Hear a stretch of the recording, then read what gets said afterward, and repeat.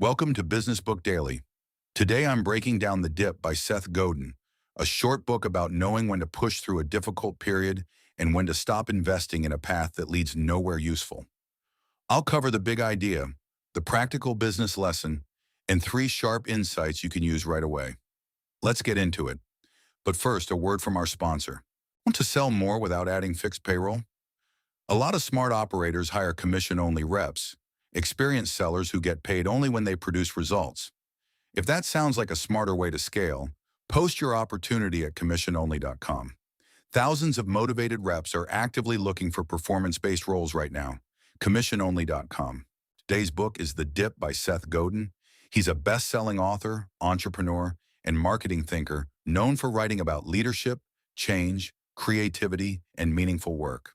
The central idea is that successful people don't simply refuse to quit. They quit the wrong things early so they can commit more time, money, and attention to the few challenges worth pushing through. That distinction matters because persistence is often treated as a virtue by itself. We're told that winners never quit and quitters never win, but that advice ignores an important truth. Some paths become valuable only after a difficult period. Other paths remain difficult because they don't lead anywhere useful. Continuing both with equal determination isn't discipline. It's a failure to choose. Godin calls the difficult period between starting something and becoming genuinely good at it the dip. The beginning of a new project often feels rewarding. Progress comes quickly. The team is interested. The idea has energy. Early improvements are easy to see. And the situation changes. The easy gains disappear. Progress slows. The work becomes repetitive. Problems take longer to solve. Customers don't respond as quickly as expected. That's the dip. It appears when learning a difficult skill, building a trusted brand, developing a strong team, entering a demanding market, or creating a product customers will rely on. Crossing the dip can create a valuable advantage because many people stop when the work becomes difficult. Those who continue may build skills, trust, systems, or customer relationships that competitors won't easily copy. But not every struggle is a dip.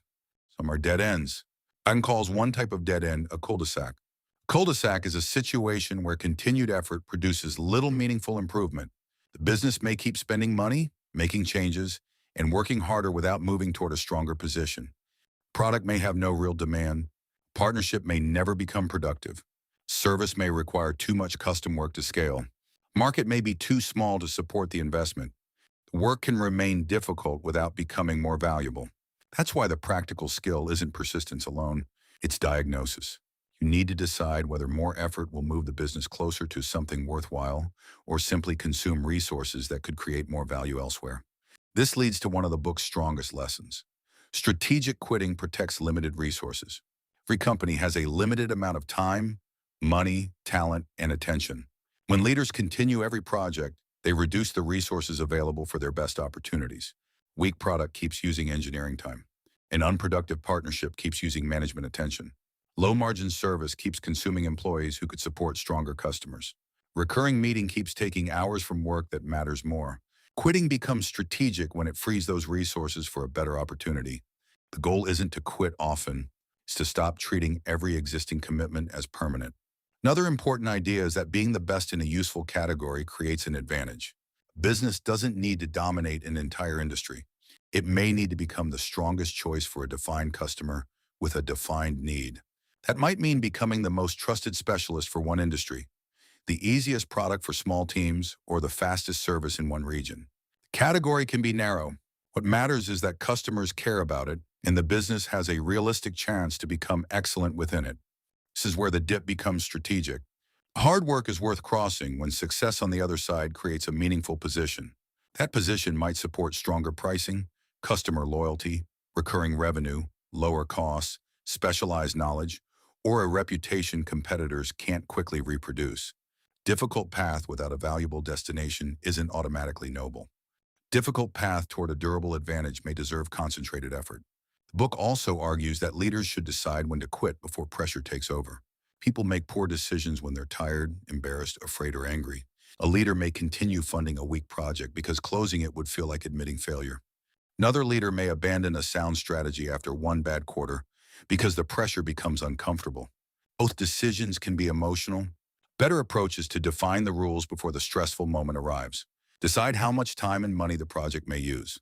Find which milestones it must reach. Identify what evidence would support continuing. Set conditions that would trigger an exit.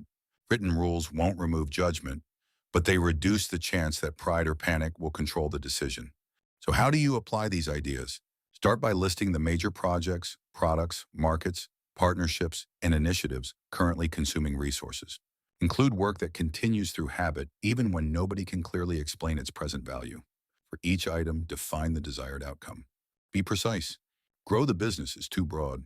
A useful outcome might be reaching a certain number of profitable customers, achieving a target margin, proving demand in a new market, or reducing delivery time. Then identify what success would make possible. Crossing a difficult period is worthwhile only when the result creates real value. The reward might be stronger pricing, recurring revenue, a defensible market position, lower costs, or greater customer loyalty. Next, decide whether the current difficulty appears to be a dip or a dead end. Look for evidence of learning. Are conversion rates improving? Are customer responses becoming stronger? Is product quality getting better? Are delivery costs falling? Is the team becoming more capable?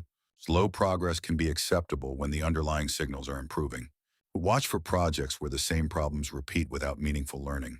If the team has tested several reasonable changes and the evidence remains weak, more effort may not solve the problem. Persistence without improvement can become an expensive way to avoid making a decision. Set continuation rules before the next crisis. Decide how long the project will run, how much it may cost, which milestones it must reach, and when the team will review it. This turns a vague commitment into a managed investment. Choose a small number of priorities. A company can't cross every dip at once. If 10 projects are labeled critical, none will receive enough attention to become exceptional. Identify which opportunities deserve concentrated effort. Decide which others need maintenance, delay, or cancellation. Move strong people toward the most important challenge. Companies often spread their best employees across too many initiatives. Concentrating talent on one meaningful obstacle may create more progress than adding a little help everywhere. Create a stop-doing list. Look at meetings, reports, product features, services, and approval steps that consume resources without improving customer value or business results. Doing weak work is one of the fastest ways to create capacity. View your product portfolio. Some products generate revenue while creating heavy support demands, customization, and operational complexity.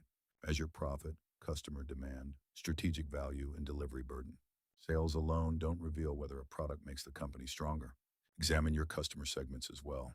Not every customer is equally valuable or equally suited to the business. Serving everyone can prevent the company from becoming exceptional for anyone. Find which customers the company can serve better than competitors can, and decide what best means to those customers. Leaders may care about features buyers barely notice. The real deciding factor may be speed, trust, reliability, convenience, expertise, or lower risk. Talk to customers and study their behavior instead of relying on internal assumptions. Invest deeply in the capability that supports the chosen position. If customers value speed, improve workflows and handoffs. If they value expertise, strengthen hiring and training. If they value reliability, improve quality control and communication. The aim is to build an advantage customers recognize. Don't quit merely because the work becomes boring.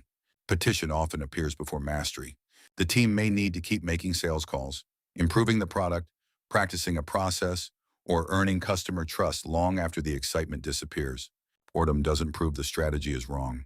At the same time, don't continue simply because the company has already invested heavily. Past spending can't be recovered by spending more.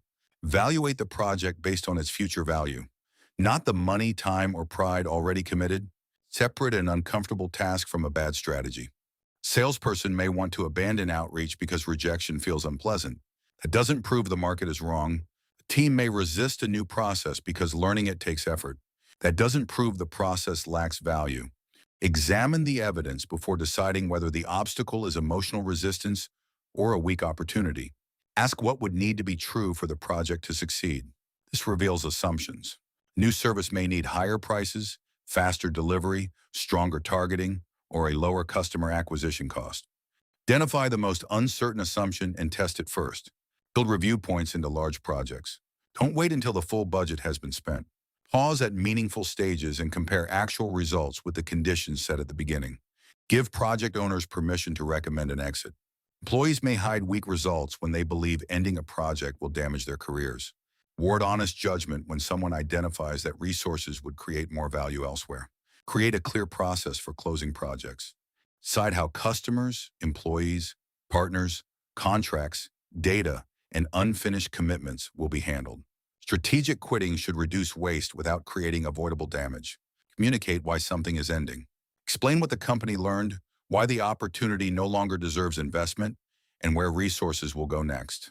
This helps employees understand that ending a project can be a responsible business decision rather than a collapse of confidence. Avoid quitting only to escape short-term discomfort. Undifficult quarter, lost customer, or failed test may not justify abandoning a sound strategy.